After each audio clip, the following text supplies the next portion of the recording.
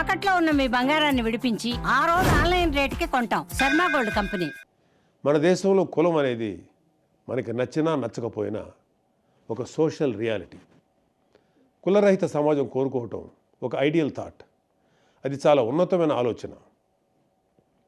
మనం గుర్రం జాషువా గారు చెప్పిన విశ్వనరుడు అనే పరిణితి అందరికీ వచ్చిన రోజు మనకు అసలు రాజకీయ పార్టీలు అవసరమే లేదు.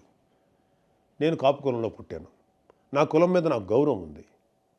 అయినా వేరొకరిని కించపరచినంత వరకు ఎవరి కులం మీద వాళ్ళ గౌరవం అభిమానం ఉండటం నేరమేమీ కాదు కదా. అయినా కులం అనేది అందరికీ బై బర్తే కానీ ఎవరికి బై చాయిస్ కాదుగా. మనం ఎక్కడ పుట్టాలో మనం నిర్ణయించుకోలేం, కానీ ఎలా బతకాలో అది మాత్రం మనం నిర్ణయించుకోవచ్చు. బట్ రాజకీయాల్లో ఐడియల్ సినారియోస్ కన్నా ప్రాక్టికల్గా ఉంటూ రియలిస్టిక్గా మాట్లాడాలి కాబట్టి కులం అనే రియాలిటీ గురించి మాట్లాడక తప్పదు. అందుకే పవన్ కళ్యాణ్ గారు ఎంతగానో ఆలోచించి జనసేన మూల సిద్ధాంతాల్లో ఒకటైన కులాలను కలిపే ఆలోచన విధానం గురించి చెప్పారు. మన సమాజంలో పెద్ద సంఖ్యాబలం ఉన్న కులాలు చిన్న సంఖ్యలో ఉన్న కులాలను భుజం తట్టి ప్రోత్సహిస్తే మనకి సామాజిక న్యాయం అనేది ఆటోమేటిక్గా జరుగుతుంది. అందుకే కళ్యాణ్ గారు ఒక మాట అన్నారు, రాష్ట్రంలో అధిక శాతం జనాభా ఉన్న కాపులు ఒక పెద్దన్న పాత్ర పోషించాలి అని. దీనికి మంచి ఉదాహరణ మొన్న జనసేన పార్టీ పోటీ చేసిన అనకాపల్లి అసెంబ్లీ సీటు. అక్కడ 40% కాపులు ఉన్నా కూడా జనసేన ఆ సీటుని ఒక బీసీ సోదరుడైన గౌర సామాజిక వర్గానికి చెందిన శ్రీ కొణతాల రామకృష్ణ గారికి ఇచ్చింది. కళ్యాణ్ గారు చెప్పినట్లుగానే కాపులు గౌరలు కలిసిమెలిసి పనిచేసి ఆ సీటుని గెలిపించుకున్నారు. అసలు జనసేన మీద కులముద్ర వేసి విషయం చిమ్ముదామని చూసి ఎవరైనా ఈ ఒక్క ప్రశ్నకు సమాధానం చెప్పగలరా? 40% కాపులు ఉన్న నియోజకవర్గంలో 20% ఉన్న గౌర సోదరులకు టికెట్ ఎందుకు ఇచ్చాం? అలాగే విశాఖపట్నం సౌత్లో కూడా కుల సమీకరణాలు పక్కన పెట్టి బీసీ యాదవ సోదరుడికి సీట్ ఎందుకు ఇచ్చాం? ఎందుకంటే మేము కులాలను కలుపుతూ ముందుకు వెళ్ళాలి అని మనసా వాచా కర్మణ నమ్మేవాళ్ళం కాబట్టి.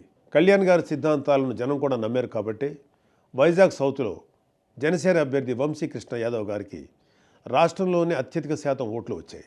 ఎందుకంటే ప్రూఫ్ ఇంకేం అవసరం లేదు. అయినా వైసీపీలోని నాయకులకి ఒక మునిశాపం ఉంది.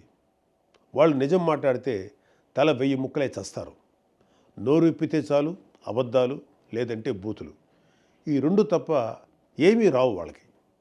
చిన్న అవకాశం దొరికినా ఏవో మాయమాటలు చెప్పి కులాల్ని రెచ్చగొట్టి కుల రాజకీయం చేయటం వీళ్ళకి వెన్నతో పెట్టిన విద్య.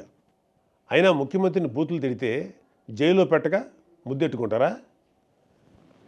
ఎలాంటి వాడికి కులాన్ని ఆపాదించి కులచిచ్చులు పెడదామనుకునే మిమ్మల్ని కూడా అరెస్ట్ చేస్తే దరిద్రం వదిలిపోద్ది. అయినా కాపు కులాన్ని పట్టుకొని తాగుబోతులు తిరుగుబోతులు అంటూ పిచ్చి పిచ్చిగా మాట్లాడే అంబటి రాంబాబు లాంటి వాడిని కాపు కులానికి ఒక ఐకాన్గా రంగాగారి బొమ్మ పక్కన రాంబాబు బొమ్మ పెట్టి రుద్దే మీ వైసీపీ బ్యాచ్ని నేను కొన్ని ప్రశ్నలు అడుగుతాను. వీలైతే సమాధానం చెప్పండి. 1. 2024 ఎలక్షన్లో గ్రేటర్ రాయలసీమలో అంటే పాత ప్రకాశం, నెల్లూరు, చిత్తూరు, కడప, కర్నూలు, అనంతపూర్ ఈ 6 జిల్లాల్లో దాదాపుగా 15-20% బలిజ కాపు ఉన్నా కూడా ఒక్క ఎంపీ సీటు కూడా ఇవ్వలేదు. 74 అసెంబ్లీ సీట్లలో ఒక్క పరుచూరు తప్ప ఇంకా ఏ సీటు కాపులకు ఇవ్వలేదు వైసీపీ. ఈ వైసీపీ కాపు నాయకులు ఒక్కరైనా అంటే అంబటి కానీ పేర్ని నాని కానీ జగన్ని ప్రశ్నించారా? 2. రాజంపేట ఎంపీ సీటు ఎప్పటి నుంచో బలిజలు ప్రాతినిధ్యం వహిస్తున్న సీటు. వైఎస్ రాజశేఖర రెడ్డి గారి స్నేహితుడు అన్నయ్య గారి సాయి ప్రతాప్ కూడా అక్కడి నుంచి గెలవడమే కాకుండా కాంగ్రెస్ హయాంలో కేంద్ర మంత్రిగా కూడా అయ్యారు. అలాంటి సీట్ని జగన్ మిథున్ రెడ్డికి 2014లో కట్టబెడుతుంటే మన టైగర్ అంబటి, లయన్ పేర్ని లాంటి వాళ్ళు ఎక్కడ నిద్రపోయారు?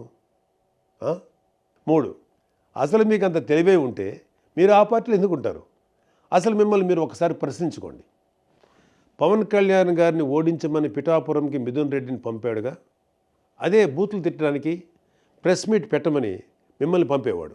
నిజంగా మీకు బుర్రే ఉంటే మనల్ని ఎందుకు పంపుతున్నాడు, మిథున్ రెడ్డిని పంపొచ్చుగా అనేనా ఆలోచించేవాళ్ళు. 4. అసలు రాంబాబు పక్కన రంగా గారి బొమ్మ పెట్టాలి అని ఐడియా ఇచ్చిన వాడిని ముందు మీ పార్టీని సస్పెండ్ చేయండి జగన్ గారు. మీ 11 సీట్లలో 6 సీట్లు పోయే ఐడియా ఇది.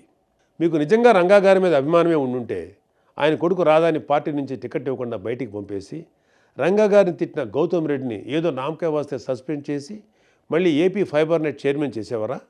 5, అసలు మేము కాపులమని చెప్పుకుంటూ వైసీపీకి సపోర్ట్ చేసే కాపులకి ఒకటే చెప్తున్నా, కాపు నేస్తం లాంటి స్కీమ్స్కి కూడా వైఎస్ఆర్ పేరు పెట్టినప్పుడు ఏం జగనన్నా మీ నాయనకి మా కులానికి ఏంటి సంబంధం?